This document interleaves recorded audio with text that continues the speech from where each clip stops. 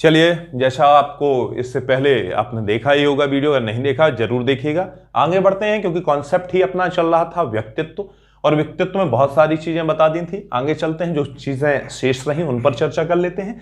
व्यक्तित्व संबंधी शिक्षा अर्थात सीधा सीधा है व्यक्तित्व संबंधी एजुकेशन या शिक्षा कैसी होनी चाहिए, मुख्य उद्देश्य इसका क्या है। तो अगर चर्चा करें तो व्यक्तित्व विकास करने के लिए शिक्षा दी जानी चाहिए, क्योंकि आदर्श उत्तम व्यवहारात्मक व्यवहार ही शिक्षा का और एक शिक्षक के कार्य व्यवहार का और पाठ्यक्रम का या सामाजिक विन्यास में समुचित समाज के निर्माण का आधार है। इसके लिए जरूरी है कि जो व्यक्तित्व संबंधी शिक्षा हो उसमें सहयोग प्राप्त हो, तभी एक अच्छे व्यक्तित्व का बालक निर्माण करता हो। यह सहयोग किसका किसका प्राप्त होना चाहिए, तो कहा गया विद्यालय में औपचारिक समस्तर में आप हैं, वहीं घर में चले जाएं तो माता पिता और घर का वातावरण ये अगर समुचित उपयुक्त हो जाते हैं, अर्थात शिक्षक का कार्य व्यवहार उत्तम हो जाए, घर में माता पिता और परिवारजनों का सहयोग प्राप्त हो जाए, तो आप देखेंगे कि सामाजिक आर्थिक स्तर भी अगर बच्चे का उपयुक्त है, तो आप देखेंगे शिक्षक, छात्र, उसके माता पिता का सहयोग एक स्वस्थ शारीरिक, मानसिक, सांवेगिक, स्वस्थ उचित कार्य व्यवहार वाले बालक का निर्माण करेगा। क्यों? आपका दायित्व क्या है? आप औपचारिक चीजों को बता देते हैं, लेकिन उसका इंप्लीमेंटेशन के लिए सहयोग चाहिए। अक्सर आपने देखा कि बच्चे को उत्तम कार्य व्यवहार विद्यालय में प्राप्त होता है, लेकिन घर में वो सहयोग प्राप्त नहीं होता। बालक क्या हो जाता है? अक्सर आप लोग बोलते हैं खिचड़ी बन जाता है। खिचड़ी बनने का कारण है अर्थात प्रभावशाली स्थितियां नहीं। आप बच्चे को पढ़ा तो रहे इंग्लिश मीडियम स्कूल में, बट घर का परिवेश नहीं, घर में उसे कोई सहयोग प्राप्त नहीं हो रहा। बालक की स्थितियां क्या है? असामान्य हो जाती हैं। बालक अनुपयुक्त नजर आता है, उपयुक्त रूप से अन्य बालकों के समान, अर्थात जिनकी स्थिति क्या है? घर। और इसलिए जरूरी है कि शिक्षक के कार्य व्यवहार के साथ घर में भी उसकी पर्याप्त देखरेख हो, माता पिता इस चीज के प्रति संजीदा हो। इसलिए कई बार आता है गाइडेंस के बारे में आता है कि गाइडेंस में प्राथमिक स्तर में गाइडेंस किसे दिया जाना चाहिए? बालकों को, अर्थात प्रारंभिक विद्यालय स्तर में, या उनके अभिभावकों को। और अक्सर आप लोग कहते हैं बालकों को, अरे बालक तो अबोध है, वहां पर आपको गार्जियंस को क्या करना पड़ेगा? तैयार करना पड़ेगा, अर्थात गाइडेंस देना पड़ेगा। उसका लालन पालन पोषण, उपयुक्त रूप से शारीरिक स्वच्छता आदि का ध्यान कौन रखे? क्योंकि बालक जैसे बोधात्मक स्थितियों में आ जाता है, वो इन चीजों का अनुशीलन करने लगता है, अर्थात माता पिता का भी सहयोग जरूरी। तो व्यक्तित्व निर्माण के लिए प्रारंभिक स्तर में भी शिक्षक के साथ साथ किसका? माता पिता का, उनके द्वारा उनकी परवरिश का, पालन पोषण की रीतियों का उपयुक्त होना जरूरी है। पौष्टिक आहार आदि सारी चीजें, उपयुक्त व्यायाम आदि का प्रबंधन, इस ओर ध्यान देना, जिससे स्वस्थ बालक का शारीरिक विन्यास निर्मित होगा, शारीरिक संरचना। और कहा गया स्वस्थ शरीर में ही उत्तम मानसिक कार्य स्थितियां और उत्तम सांवेगिक स्थितियों का निर्माण होता है। दैट मीन्स बालक अनुमोदन, अनुकरण करता है। और यह कब करता है? जब स्नेह शिक्षक का प्राप्त हो, माता पिता का प्राप्त हो, समुचित उसकी देखरेख हो, तो बालक उन चीजों का अनुकरण करेगा।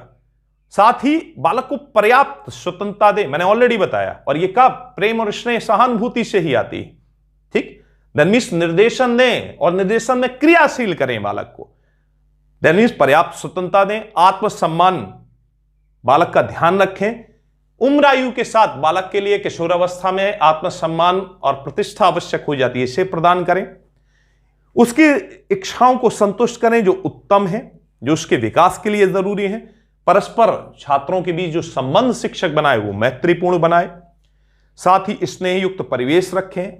यथाउचित बालक की प्रशंसा करें, जो उपयुक्त है, प्रोत्साहित करें, मोटिवेशन दें, पर्याप्त स्वतंत्रता मिले, मित्रता का स्वरूप हो, माता पिता सहयोगी की भूमिका में हो, शिक्षक प्रशंसा और प्रोत्साहन दे, तो आप देखेंगे उसे सफल होने पर पुरस्कार दिए जाएं।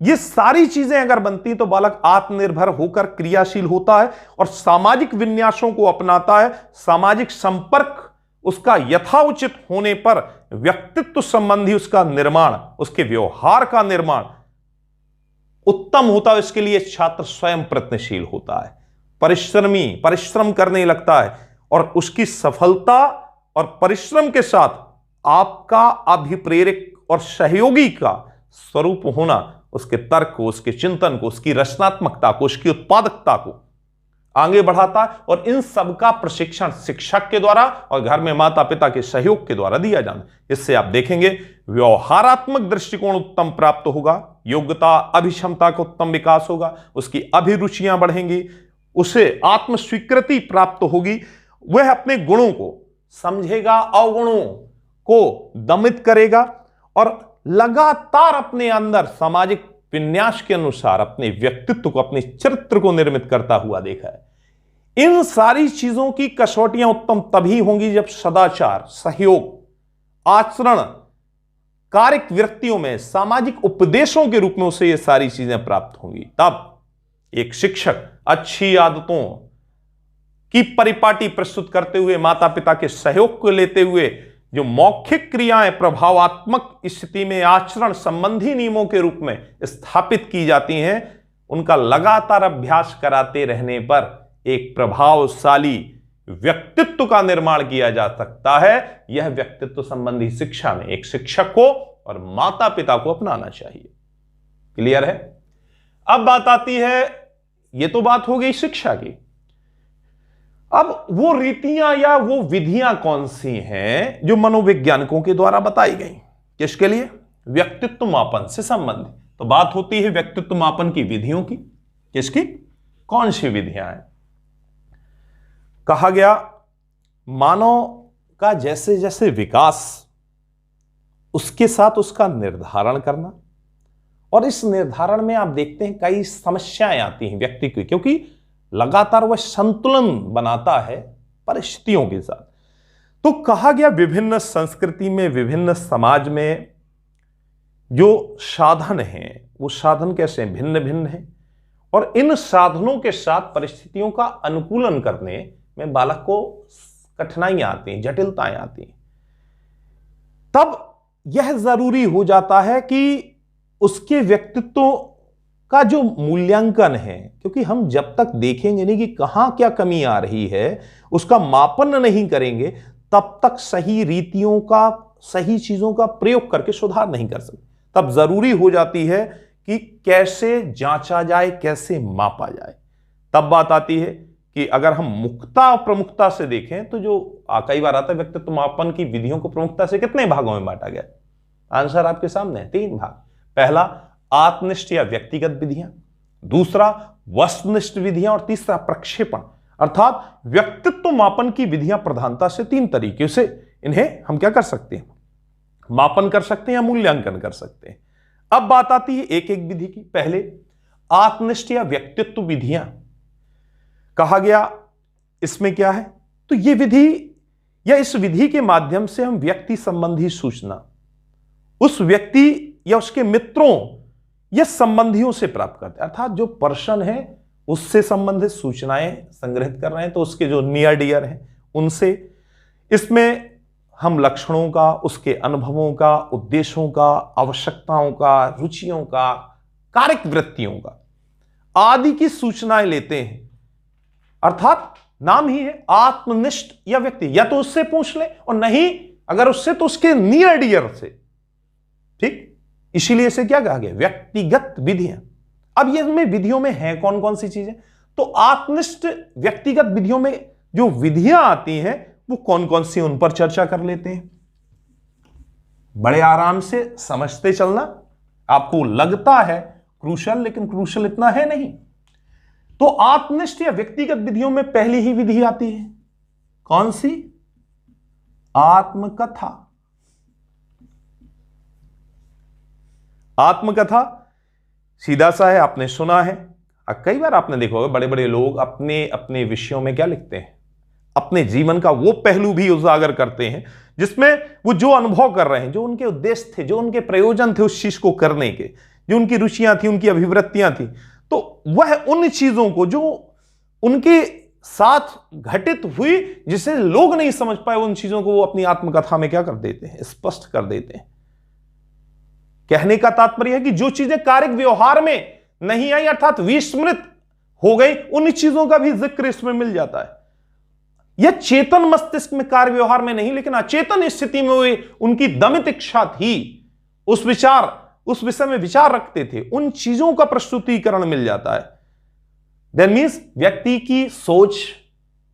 कई बार आपने देखा कि फलानी पुस्तक में उस व्यक्ति के विषय में जो कभी कारिक व्यवहार में आपको नजर नहीं आया, वो उसका जिक्र कर दिया, उस पुस्तक के आते ही, उस आत्मकथा के आते ही बवाल मच गया, असामान्य स्थितियां। दैट मीन्स आत्मकथा है क्या? तो जो व्यक्ति है उसके जो अनुभव रहे, जो उसके प्रयोजन रहे, जो उसकी रुचियां रही, जो उसने स्वयं व्यक्तिगत रूप से मनोवैज्ञानिक जो उसे लगा, उसकी मन की अर्थात व्यवहारात्मक स्थिति, उन चीजों का परिचय देता है। साथ ही 20 मिनट जो भूल गया उन चीजों का भी इसमें जिक्र होता है। अचेतन मस्तिष्क की इच्छाओं का भी आत्मकथा से अक्सर क्या चल जाता है, पता चल जाता है। व्यक्ति के व्यवहार और रुझानों का पता चलता है किससे? आत्मकथा से। साथ ही आता है इसी के साथ दूसरा व्यक्ति इतिहास विधि या व्यक्ति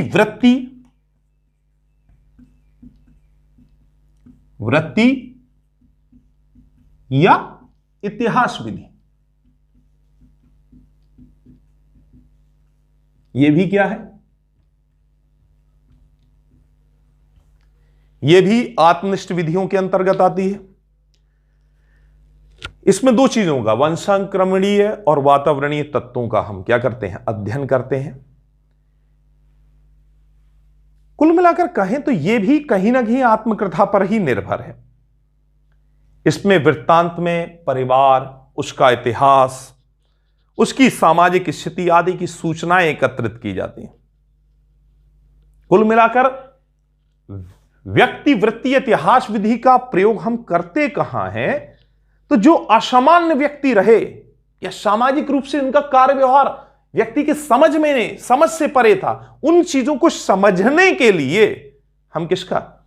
इतिहास के पहलू में उन तथ्यों, उन कार्य घटनाओं को, उसकी पर्यावरणीय स्थिति को, उसकी ऐतिहासिक स्थिति को, उसके पारिवारिक स्थितियों का हम अध्ययन करते हैं। तब उसके बारे में, उसके कार्य व्यवहार के बारे में, उसके सामाजिक विषय के बारे में जानकारी प्राप्त कर पाते हैं। उसे हम क्या कहते हैं? व्यक्ति वृत्ति या व्यक्ति इतिहास विधि। तीसरा है इसी में साक्षात्कार विधि। कौन सी विधि? साक्षात्कार विधि। पता ही है, महत्वपूर्ण विधि है। आमने सामने बैठकर साक्षात्कार को आप जानते हैं। इसमें प्रेरक, अभिवृत्ति, क्या लक्षण है, उन सारी चीजें जो आप कार्य व्यवहार करते हैं, उन सारी चीजों को, आप किन चीजों से प्रभावित होते हैं, क्या आप किस तरीके से लोगों को प्रभावित करते हैं, वास्तविकताओं की स्थिति जो आपने चीजें बताई वो आपके अंदर है या नहीं। तो कहते नहीं, हाथ कंगन को आरसे क्या, पढ़े लिखे को फारसे क्या, अर्थात प्रत्यक्ष को प्रमाण की जरूरत नहीं होती। साक्षात्कार के माध्यम से वो विचार जो आपने प्रस्तुत किए, शब्दावली जो प्रस्तुत की, जो अपने बारे में बताया, वो आपके अंदर है भी या नहीं, उन सारी चीजों का संज्ञान ले लिया जाता है। ठीक। साथ ही इसी के साथ अगली जो इसके अंतर्गत मापन की विधि आती है उसे हम बोलते हैं सूची विधि।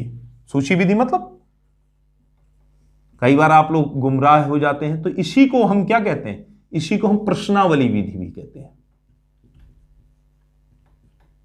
क्लियर है? सूची विधि या प्रश्नावली अर्थात हमने पहले से ही तैयार कर लिए 100 प्रश्न या 500 प्रश्न, जिस विषय में हमें हाँ या नहीं में उत्तर प्राप्त करना है। ध्यान देना, इसके बारे में एक आता है कि प्रभावी रूप से इस विधि को व्यक्तित्व मापन के रूप में किसने सर्वाधिक प्रयोग किया, प्रभावी प्रयोग किसका बताया जाता है? तो एक व्यक्ति का नाम आता थर्स्टन महोदय का। ध्यान देना, इन्होंने प्रधानता से सूची विधि या प्रश्नावली विधि में प्रयोग किया और इसमें उत्तर हां और नहीं में, और ध्यान देना ये विधि दोनों रूपों में, संयुक्त रूप से भी प्रयोग की जाती है। आपने अक्सर देखा होगा जो उपयुक्त रूप से आप चुनाव आदि इन सारी चीजों में देखते हैं, तो इसे नाम क्योंकि थर्स्टन ने दिया, तो इस विधि को, थर्स्टन की विधि में अक्सर प्रश्नावली में नाम आ जाता है न्यूराटिक प्रश्नावली। कौन सी? न्यूराटिक। कई बार आता है न्यूराटिक प्रश्नावली को देने वाले कौन है, ये प्रश्न आ जाता है अक्सर। तो न्यूराटिक प्रश्नावली को थर्स्टन ने दिया। सूची ये व्यक्तिक और सामूहिक दोनों रूपों में प्रयोग की जाती है। तो ये सभी क्या है? आत्मनिष्ठ या व्यक्तिगत विधियां हैं। ठीक। इसके साथ आता है वस्तुनिष्ठ विधियों की चर्चा कर लेते हैं। किसकी? वस्तुनिष्ठ विधियों की। यह समझ में आ गया होगा, आपको जटिल लग जरूर रहा था, लेकिन अब आपको समझ में आ गया कितना आसान है ये।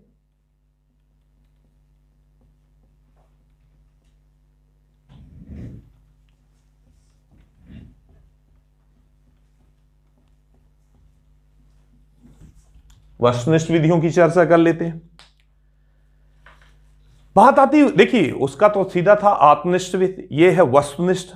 देन मीन्स व्यक्तिगत या आत्मनिष्ठ विधियों के बिल्कुल विपरीत हैं ये विधियां, जिन्हें हम क्या कहते हैं? वस्तुनिष्ठ। देन मीन्स ये विधियां इस बात पर निर्भर नहीं है कि विषय अपने बारे में क्या बतलाता है, परंतु इस बात पर आश्रित है कि उसका प्रत्यक्ष व्यवहार अवलोकनकर्ता को कैसा लगता है। देन मीन्स जो आप अपने बारे में बताते हैं उसकी बात नहीं हो रही, बात उसकी हो रही है जो अवलोकनकर्ता कर रहा है उसे क्या लग रहा है। देन मीन्स ये विधि भी बुद्धि, रुचि, अभिरुचि के आधार को मानकर क्रियाशील रहती है, लेकिन वस्तुनिष्ठ विधियों का प्रतिपादन का विचार अगर हम समझें तो यह विषय जीवन के पर्यावरण को रखकर उसकी आदत, लक्षणों, मांग और चारित्रिक विशेषताओं को उसके प्रकट करता है। वस्तुनिष्ठ प्रयोग के बारे में बताया जाता है कि यह विपरीत है किसके? आत्मनिष्ठ व्यक्ति के। यह अवलोकनकर्ता को कैसा लगता है उस चीज की बात करता है। उन्हें हम कहते हैं क्या? वस्तुनिष्ठ विधि। इसी में जो विधि आती है वो है, पहली ही विधि को देखें, नियंत्रित निरीक्षण।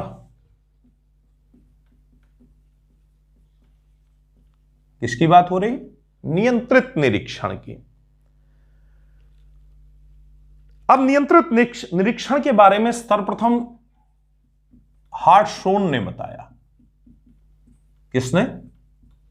हार्टशोन महोदय ने इस चीज को डिफाइन किया। चरित्र के लिए वस्तुनिष्ठ विधि के रूप में इसे विकसित किया गया था 1928 में, 29 में और 30 में। 1928, 29 और 30 में हार्टशोन महोदय ने इसका प्रयोग किया। इसमें जो ईमानदार लोग थे, चोरी करने वाले लोग थे, असत्य थे, आत्मनियंत्रण करने वाले लोग थे, इन सारे लोगों का अध्ययन किया गया। कुल मिलाकर अगर कहा जाए तो सर्वप्रथम इसका प्रयोग इनके द्वारा किया गया। तो इस विधि को एक कहा यह जाता है कि मनोवैज्ञानिक प्रयोगशाला के विषय में बताया जाता है कि इसमें क्या होता, पूरा कंट्रोल्ड होता है, पूरे तरीके से स्थितियां पहले से परीक्षण कर ली गई, उसके बाद उस कंट्रोल्ड कंडीशन पर इस अध्ययन को किया जाता है। इस अध्ययन के आधार पर व्यक्ति के कार्य व्यवहार को जो अवलोकन करता समझता है उस चीज को डिफाइन किया जाता है। हार्टशोन के द्वारा इसका प्रयोग आता है। दूसरा वस्तुनिष्ठ में ही आता क्रम निर्धारण मापनी।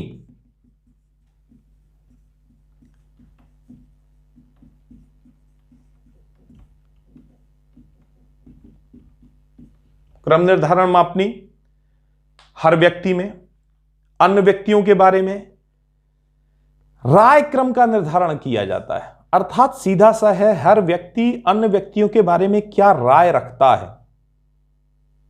अर्थात जैसे हम मित्रों का चुनाव करते हैं, मालिक के प्रति मालिक कर्मचारियों का चयन करता है, न्यायाधीश अपराधियों और दंड के विषय में चीजों का करता है, तो क्रम निर्धारण में गुणात्मक व्यवहारों का क्या किया जाता है? निर्धारण किया जाता है। अर्थात गुण के आधार पर निर्धारण करना। और इस गुण के आधार पर आपने अक्सर क्रिकेट देखा होगा, क्रिकेट मैच देखा ना, उसमें ग्राफिक्स बना दिए जाते हैं। ग्राफिक्स क्रम निर्धारण आपने देखा ना, यहां पर आपने देखा होगा इस तरीके से, दैट मीन्स 5वें ओवर, 7वें ओवर, 9वें ओवर, 15वें ओवर, तो यहां पर अमुक अमुक खिलाड़ी टाइम ऑफ पीरियड में थे, उन्होंने किस तरीके से कार्य किया, रनिंग किया, तो यहां पर विवरण, विशेषता, तो जो ग्राफिक्स हैं, सर्वाधिक ग्राफिक्सों का इसमें प्रयोग होता है। लेकिन इनके बारे में नीचे खंडशः विवरण भी प्रस्तुत कर दिया जाता है। और इस क्रम निर्धारण में मुख्यतः विशेष लक्षण होते हैं जिसके आधार पर चयन किया जाए। और यहां पर आप देखते हो क्रिकेट में रन रेट और विकेट, दो चीजों के आधार पर, तो ये भी वस्तुनिष्ठ विधि अर्थात अवलोकन करता इस चीज को डिफाइन कर रहा है, आप नहीं कर रहे हो। क्लियर? तो ये दोनों ही क्या है? वस्तुनिष्ठ विधियां हैं। अब बात आ जाती है किसकी? प्रक्षेपण विधियों की। किसकी बात कर रहे हैं? क्योंकि तीन ही प्रधानता से, तो तीसरा प्रक्षेपण विधियां। किनकी बात कर रहे हैं? प्रक्षेपण विधियों की। अब प्रक्षेपण विधियां हैं क्या? इनमें विषय अक्सर प्रक्षेपण विधियों पर बहुत सारे प्रश्न जनरेट होते हैं, इस पर थोड़ा सा गौर भी करिएगा। प्रक्षेपण विधि में परीक्षण जो होता है विषयों के प्रत्यक्ष व्यवहार का है। अर्थात नाम ही है कि जो भी चीजें आपके व्यवहार में हैं, जो आपका विशिष्ट व्यवहार है, जो आपने अनुभव के बारे में जो आप जानना चाहते हैं किसी विषय में, तो कलात्मक ढंग से उसी व्यवहार को क्या करना? प्रक्षेपित करना, अर्थात प्रस्तुत करना। अर्थात जो दबी इच्छाएं थी, जो प्रेरणा थे, जो संवेग थे, उनका प्रकटीकरण करना, सामने लाना, चित्र, आकृतियों और कलात्मक ढंग से आपके प्रत्यक्ष व्यवहार को, विशिष्टतम व्यवहार को जानना, उसे हम क्या कहते हैं? उसे हम कहते हैं प्रक्षेपण विधि। अगर मुख्यतः हम देखें तो इस प्रक्षेपण विधि में जो चीजें हैं, जो आपके लक्षण हैं, जो आपके भाव हैं, जो आपकी दशा है, जो आपकी कल्पनाएं हैं, इन्हें एक स्टोरी में पिरोकर आपके व्यक्तित्व का मूल्यांकन किया जाता है, जो कलात्मक ढंग से प्रस्तुत किया जाता है। कुल मिलाकर कहें तो विशेषताएं अगर प्रक्षेपण की आप देखेंगे तो इसकी विशेषताओं को एक विचारक हुए एंडू, ध्यान रखना कौन? एंडू महोदय, उन्होंने बताया इसमें जो दीपक होता है वो अस्पष्ट होता है। चित्र और कला को आप साधारणता लोग तो समझ भी नहीं पाते, लेकिन मनोवैज्ञानिक जो यथार्थ है, अर्थात मनोवैज्ञानिक जो चीज सत्य मानते हैं, उस सत्य को वास्तविक और यथार्थ की स्थितियों में चित्रों के माध्यम से प्रस्तुत किया जाता है। कुल मिलाकर कहें जो उलझा हुआ है, जो समझ में साधारणता नहीं आ रहा, उस अचेतन व्यवहार को प्रदर्शित करने का तरीका, स्वरूप किस माध्यम से? कला के माध्यम से। इसमें जो आपके पूर्व प्रभाव हैं, जो अनुभव हैं, उनका समावेश किया जाता है। अर्थात जो आपने पहले कभी दमित इच्छाएं थी, उनका भी प्रकटीकरण प्रस्तुत हो जाता है। एक विचारक हुए स्पूलर या थार्पर, नाम सुना होगा आपने दोनों, थार्पर और स्पूलर का। सुना? नहीं सुना? नहीं सुना तो याद कर लें, कई बार आ जाता है। विश्लेषण या विशिष्टीकरण प्रक्षेपण का तो किसका है? थार्पर का है, स्पूलर का है, एक नाम आ जाएगा, और एंडू, याद कर लेना। थार्पर, स्पूलर, एंडू प्रक्षेपण के विषय में बताते हैं। तो थार्पर, स्पूलर ने तो सीधा सीधा ये तक डिफाइन कर दिया कि प्रक्षेपण विधि उद्दीपकों के प्रति व्यक्ति की प्रतिक्रियाओं का आधार है। अर्थात उद्दीपक का मतलब है जो भी चीज आप जिससे प्रदर्शित कर रहे हैं, उसके स्वरूप का वर्णन करने का साधन है क्या? प्रक्षेपण। अर्थात जो भी उद्दीपक हैं, व्यक्ति जो रिस्पॉन्स, प्रतिक्रियाएं करता है, व्यक्तित्व उसका उस प्रतिक्रियाओं के स्वरूप से जो प्रदर्शित होता है, उसके बारे में कलात्मक प्रस्तुतिकरण है क्या? प्रक्षेपण। जो क्या है? प्रत्यक्ष व्यवहार, विशिष्ट व्यवहार, अनुभव के बारे में नहीं जानना चाहता है, उनको कलात्मक व्यवहार के तरीके से प्रदर्शित कर देना।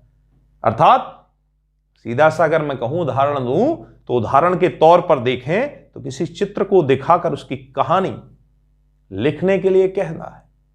एक ग्राफिक्स दिखा रहे हैं और आप कह रहे हैं कि इसमें क्या नजर आ रहा है उसके बारे में बताएं, तो उसमें, उस चित्र में क्या है? कई चीजें दबी हैं, कई इच्छाएं हैं, कई प्रेरणाएं हैं, कई इमोशन हैं, उन सभी का प्रकटीकरण करना ही क्या है? प्रक्षेपण। अब क्लियर हो गया? बच्चों को नहीं दे देते, कहानी दे देते, उसमें देख अब आप इस पर स्टोरी क्रिएट करिए, तो कई चीजें उसमें इन्वॉल्व हैं, छुपी हैं, कलात्मक रूप से उसमें प्रस्तुत है ना, प्रक्षेपण। अब इसके बारे में जो चीजें हैं, तो इसी में कई परीक्षण आते हैं।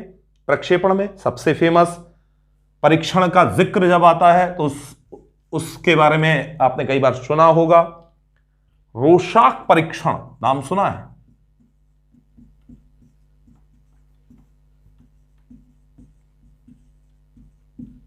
या रोशा स्याही धब्बा परीक्षण आप लोग अक्सर कहते हैं। कई बार आता है कि रोशाक परीक्षण दिया किसने, तो ऑलरेडी एक मनोचिकित्सक थे, हरमन रोशाक। कौन थे? हरमन रोशाक। तो रोशाक परीक्षण को दिया किसने? हरमन रोशाक ने। कई बार आता है कि हरमन रोशाक थे कहां के, तो हरमन रोशाक स्विट्जरलैंड के थे। ठीक, इन्होंने अपने परीक्षण को दिया किसमें, तो किसमें दिया? स्याही धब्बा में। किसमें? कई बार आता है स्याही धब्बा परीक्षण किसका है? हरमन रोशाक का।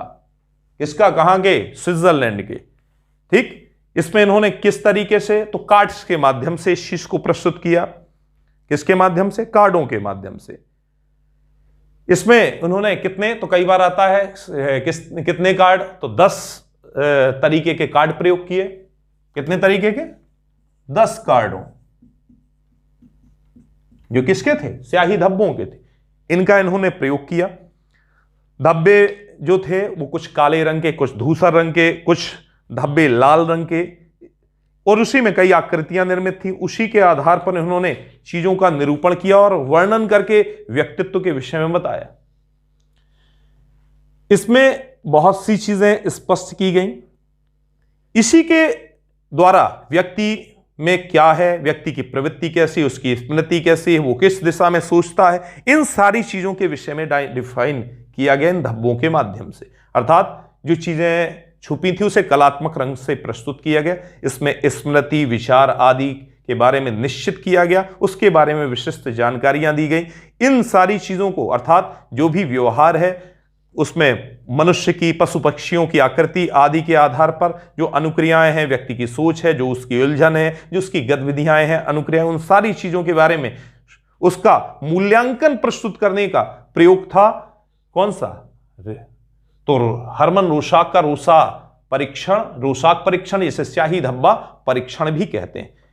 इसी के अंतर्गत एक और भी प्रक्षेपण में प्रयोग आ जाता है, और वह प्रयोग नाम से जाना जाता है विषय संप्रत्य परीक्षण के।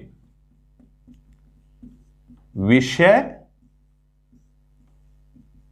संप्रत्य या संप्रत्यक्ष परीक्षण,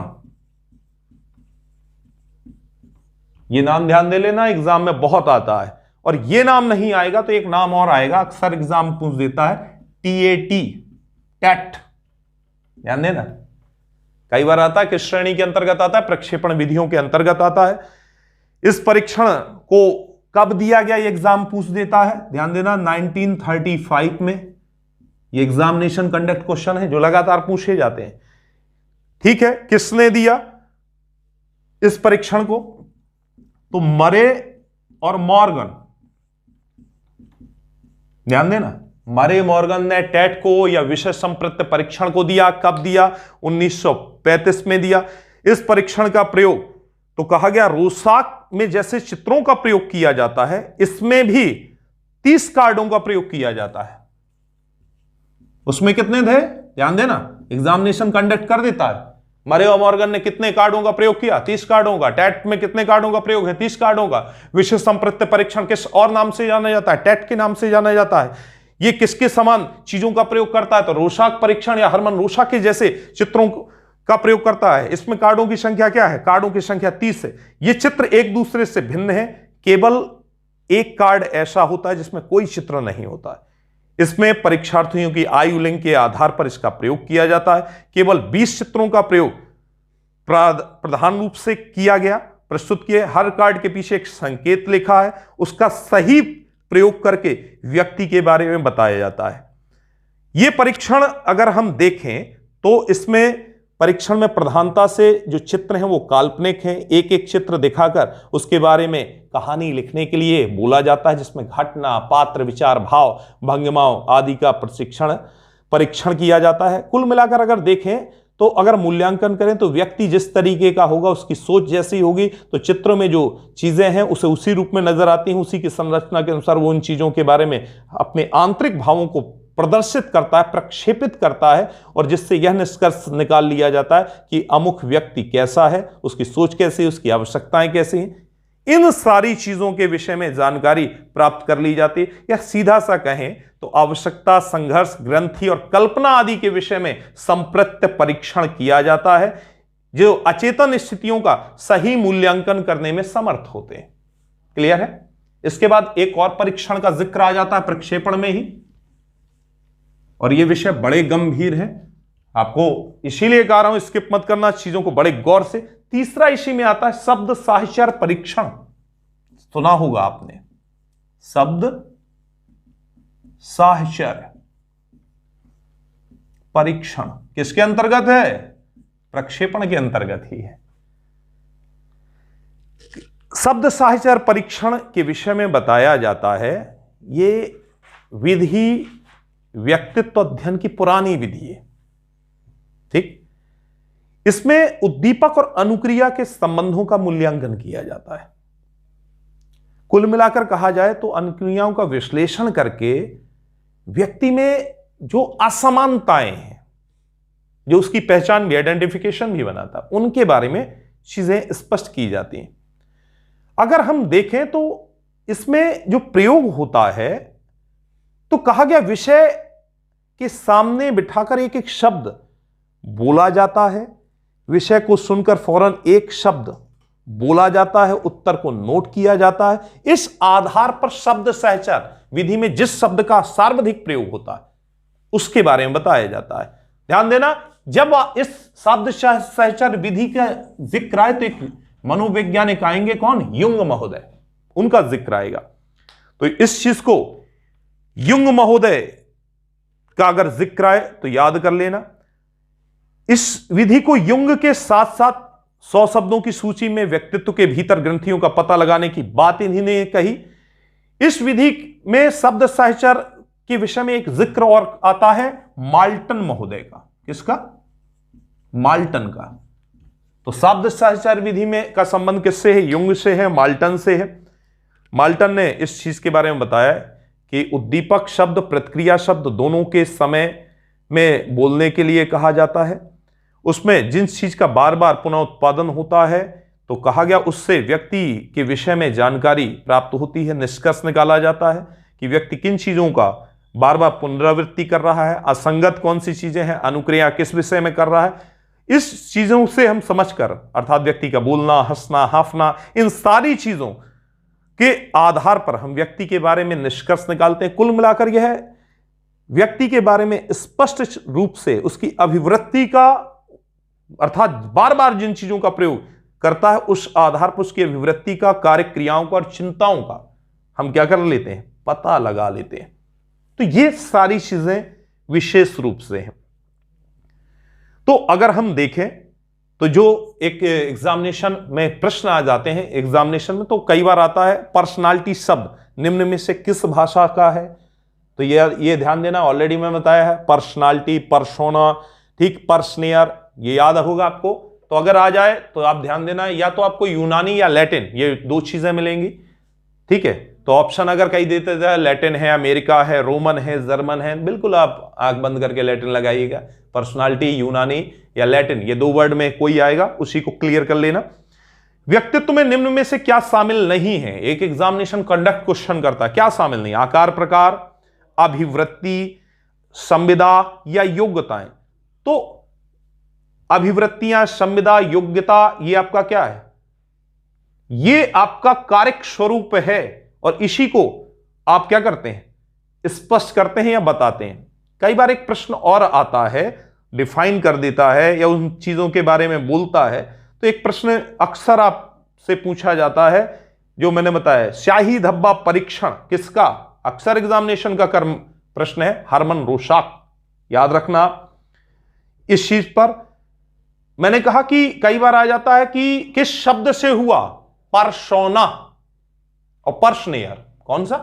पर्सोना और पर्सनेयर, ये दो वर्ड याद रखना, पर्सोना और कौन? पर्सनेयर। ठीक, तो यूनान ये, लैटिन ये। तो ये रहा आपका पूरा पर्सनालिटी, और पर्सनालिटी आपको स्पष्ट भी हो गया। पर्सनालिटी को बड़े गौर से पढ़िएगा और इस चीज पर ध्यान भी दीजिएगा। ठीक, तो ये रहा टॉपिक। सब्सक्राइब करते चलिएगा चैनल, ज्यादा से ज्यादा दोस्तों को बताइएगा।